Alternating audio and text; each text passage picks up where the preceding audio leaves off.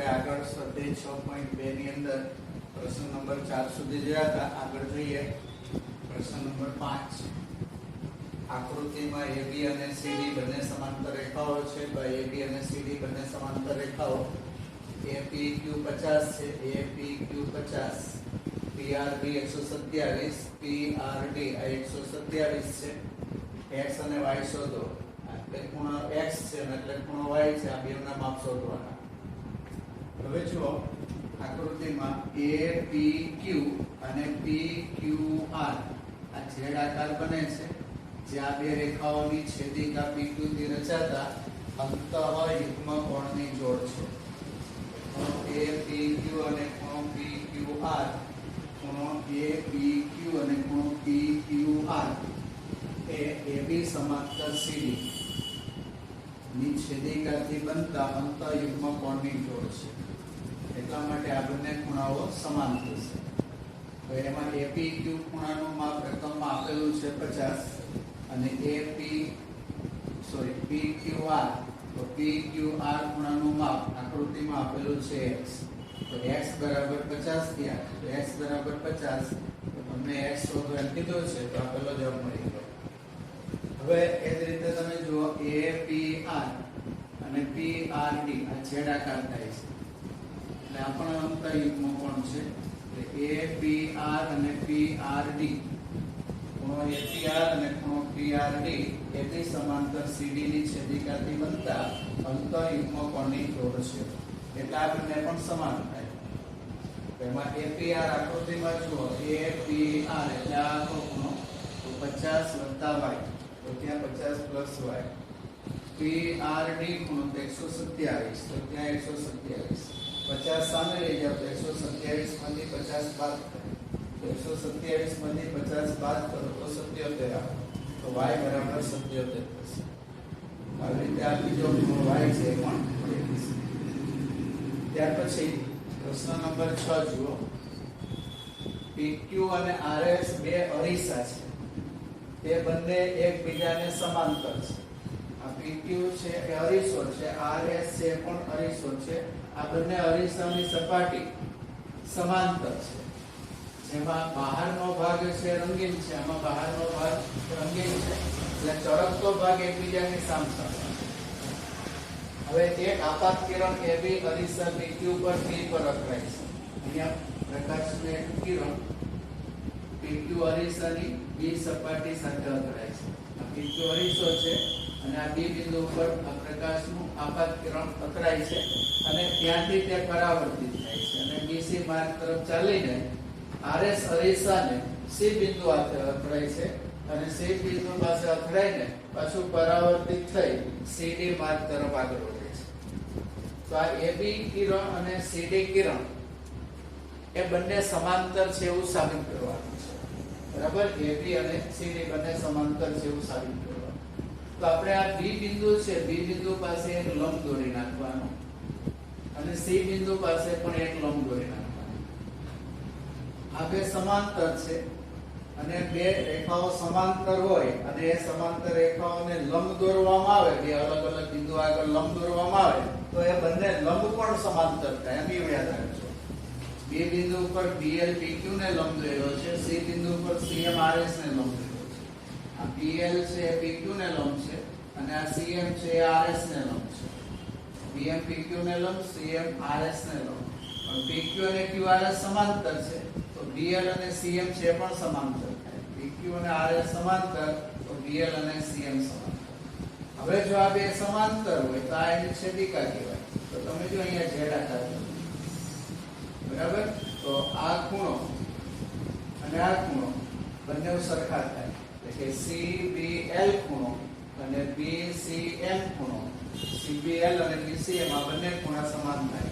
અંતઃયુગ્મ કોણ છે પરિણામ નંબર 1. અને આપણે વિજ્ઞાનમાં ખબર છે કે સમતલ સપાટી ઉપર કોઈ પણ કિરણ આપાત કરવામાં આવે તો આપાત કોણ અને પરાવર્તિત કોણ સરખા મૂલ્યનો અને સપાટીએ દોરેલા લંબની સામસામેની બાજુ હોય છે. તો એ નિયમનો અહીં આપણે ઉપયોગ કરીએ તો આપાત કોણ અને પરાવર્તન કોણ સરખા છે. તમે જુઓ સપાટીએ દોરેલો લંબ આ છે તો આપાત કોણ કહેવાય અને આ પરાવર્તન કોણ કહેવાય. તો આપાત કોણ ને પરાવર્તન કોણ બંને સરખા મૂલ્યના આવે એટલે કે ABL ખૂણો લો કે CBL ખૂણો લો આ બંને ખૂણાના માપ સરખા આવે તો ABL બરાબર CBL એવી જ રીતે આ સપાટી ઉપર આ કિરણો અથડાય છે એટલે આ આપાત કિરણ થાય અને આ પરાવર્તિત કિરણ અને આ સપાટીએ દોરેલો લંબ કહેવાય તો આ આપાત કોણ અને આ પરાવર્તન કોણ તો આ બંને પણ સરખા મૂલ્યના આવે તો જુઓ બીજો ખૂણો BCM આ છે BCM અને આ છે DCM તો BCM ને DCM એ પણ આપાત કોણ અને પરાવર્તન હવે અહીંયા પરિણામ નંબર 1 માં CBL ને BCM આ બંને ખૂણા સમાન છે CBL અને BCM આ CBL એટલે અને BCM એટલે આ બંને સમાન છે જો આ બંને સમાન હોય તો આ બંને પણ સમાન થાય તો ABL અને DCM બંને સમાન થાય પરિણામ નંબર 1 ઉપર આ બે સમાન આપેલા છે CBL અને BCM CBL અને BCM આ બે સરખા બરાબર તો આ બંને પણ સરખા થાય પરિણામ નંબર 1 ઉપર તો હવે પરિણામ નંબર 1 અને પરિણામ નંબર 2 નો સરવાળો કરીએ તો CBL અને ABL એ બંનેનો સરવાળો અને BCM ને DCM તો BCM ને DCM આ બંનેનો પણ સરવાળો થાય તો આકૃતિમાં તમે CBL ને ABL જુઓ શું છે CBL અને ABL આ બંને ખૂણા છે આ બેનો સરવાળો એ બેનો સરવાળો કેટલો થાય સામાન્ય ભૂતથી કાઢી નાખો તો ABC ખૂણો થાય તો આ બે ખૂણાનો સરવાળો ABC બરાબર થાય કેવી રીતે BCM ને DCM ખૂણો BCM અને ખૂણો DCM આ બે ખૂણાનો સરવાળો તો વચ્ચેથી આ સામાન્ય ભુજ કાઢી નાખો તો BCD ખૂણા જેટલું થાય તો BCD ખૂણા જેટલું થાય તો ABC ખૂણો ને BCD ખૂણો શું છે તો તમે અહીંયા જુઓ ABC BCD આ ખૂણો Z આકાર થાય Z આકાર એટલે અંતયુગ્મ કોણ કહેવાય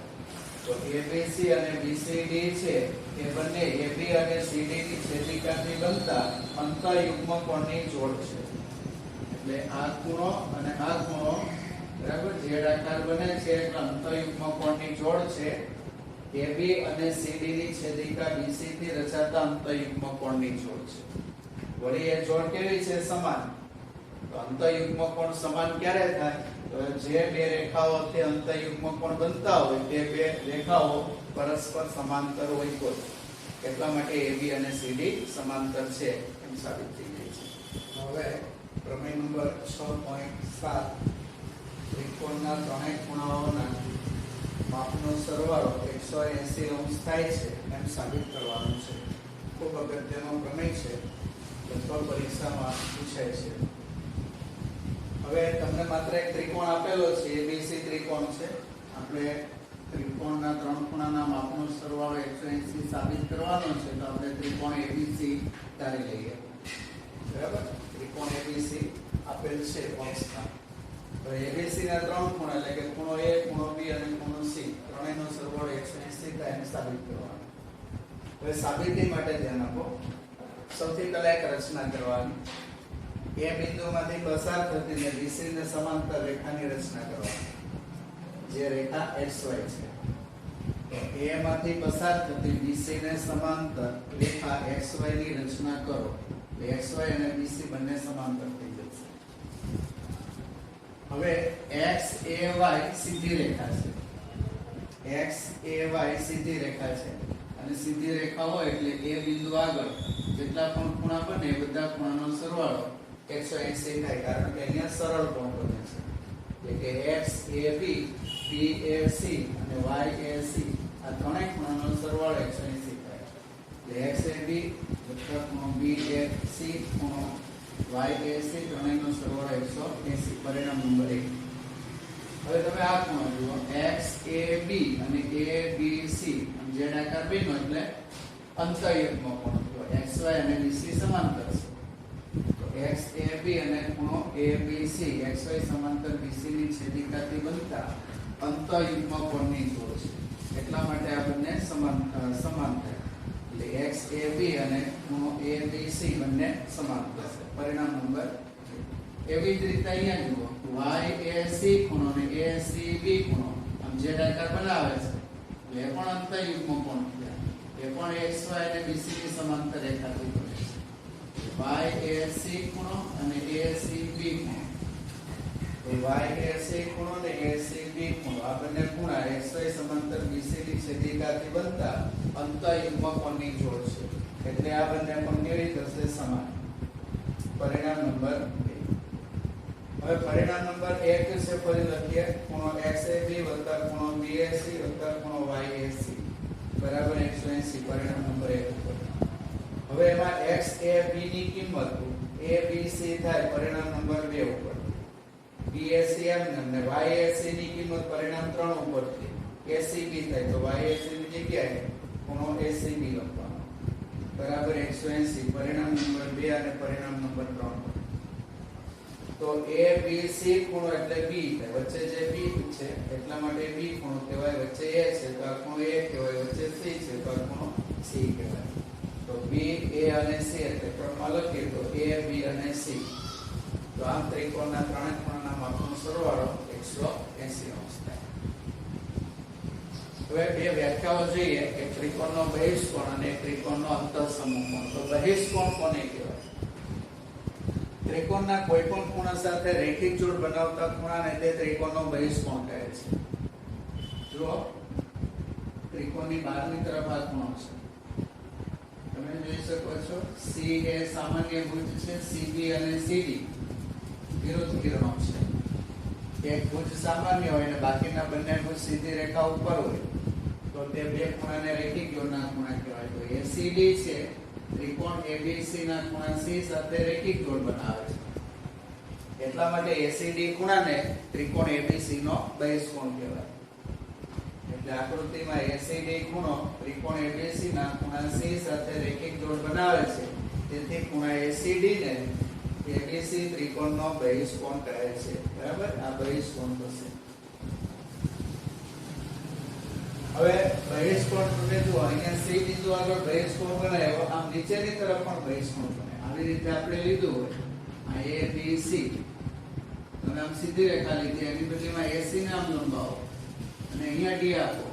તો આ પણ બહિષ્કોણ કહેવાય એટલે શિરોબિંદુ C પાસે એક બહિષ્કોણ બન્યો આ બીજો બહિષ્કોણ બન્યો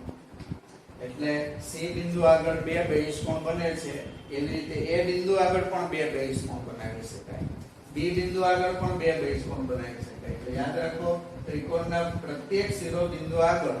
બે બહિષ્કોણ બનાવી શકાય છે હવે પ્રત્યેક શિરોબિંદુ આગળ બે બહિષ્કોણ તો બે અહીંયા બને બે અહીંયા બને બે અહીંયા બને એટલે કુલ કેટલા બહિષ્કોણ બનાવી શકાય 6 તો યાદ રાખો પ્રત્યેક ત્રિકોણના કુલ 6 બહિષ્કોણ બનાવી શકાય છે એટલે આના 6 બહિષ્કોણ બને તો 6 બહિષ્કોણના બરાબર આ એક બહિષ્કોણ આ બીજો બહિષ્કોણ આ ત્રીજો બહિષ્કોણ આ ચોથો બહિષ્કોણ આ પાંચમો બહિષ્કોણ આ છઠ્ઠો બહિષ્કોણ આ 6 નો સરવાળો 720 થાય તો એ પણ યાદ રાખો ત્રિકોણના બધા જ બહિષ્કોણના માપનો સરવાળો 720 અંશ થાય છે ત્યાર પછી અંતઃસમૂહ કોણ અંતઃસમૂહ કોણ કોને કહેવાય તો એકદમ સિમ્પલ આ બહિષ્કોણ છે જે ખૂણા સાથે રેખિક જોડ બનાવે એ સિવાયના બંને ખૂણાઓને આપેલ બહિષ્કોણના અંતઃસમૂહ કોણ કહેવાય